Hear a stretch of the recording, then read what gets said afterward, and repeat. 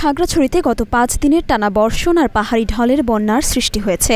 জেলা সদরের শব্দমিয়াপাড়া, মুসলিমপাড়া, শান্তিনগর, ফুটভিল, মেহেদিবাগ সহ নিচু এলাকার কয়েকশো ঘরবাড়ি বন্যার পানিতে তলিয়ে গেছে। এছাড়াও জেলার দীঘিনালা উপজেলার কবাখালী, মেরুং ইউনিয়নের বিস্তীর্ণ এলাকা পাহাড়ি ঢলের পানিতে তলিয়ে গেছে।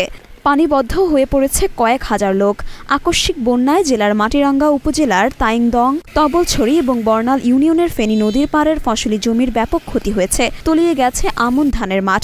অতিরিক্ত পানিতে পুকুর তলিয়ে এবং পাড় ভেঙে ক্ষতিগ্রস্ত হয়েছে মাছ চাষিরা।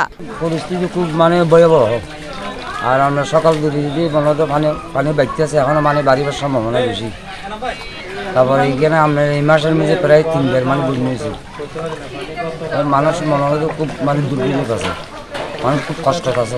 মঙ্গলবার সরেজমিনে দেখা গেছে জেলার পানছড়ির চেঙ্গি ইউনিয়নের চেঙ্গি নদীর দুই পাশের ঘরবাড়ি সহ ফসলি জমি ডুবে গেছে। মহালছড়ির উপজেলার 24 মাইল এলাকা বন্যার পানিতে তলিয়ে রয়েছে। এছাড়া অতি ভারী বৃষ্টির কারণে জেলার কয়েকটি স্থানে পাহাড় ধসের ঘটনা ঘটেছে, তবে কোথাও বড় ধরনের কোনো ঘটনা ঘটেনি। সকালবেলা অতিরিক্ত বৃষ্টির কারণে আর আপনার পাহাড়ি ঢলের কারণে হঠাৎ করে পানিটা বাড়ি গেছে। আর এখন পানি ঘরের ভিতরে এতটুকু, এই বুক পরিমাণ পানি, বাসার ভিতরে ঢুকাও যায় না, বাইরেও যায় না।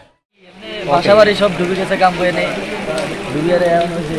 পানি উঠছে আমাকে একবারে ডাইরেক্ট ঘরে মাজার উপরে, চৌকির উপরে পানি উঠছে। খাগড়াছড়ি জেলা প্রশাসক মোহাম্মদ শহীদুজ্জামান ঢাকা পোস্টকে জানান, দুর্যোগ নিয়ন্ত্রণে জেলা প্রশাসন কাজ করছে। জেলা দুর্যোগ ব্যবস্থাপনা কমিটির সভা অনুষ্ঠিত হয়েছে। জেলার বন্যা দুর্গত এলাকাগুলোতে 99টি আশ্রয় কেন্দ্র খোলা হয়েছে। ইতিমধ্যে দুর্গতদের মধ্যে শুকনো খাবার বিতরণ করা হয়েছে। বন্যায় ক্ষতিগ্রস্তদের জন্য জেলায় 500 মেট্রিক টন খাদ্যশস্য বরাদ্দ করা হয়েছে।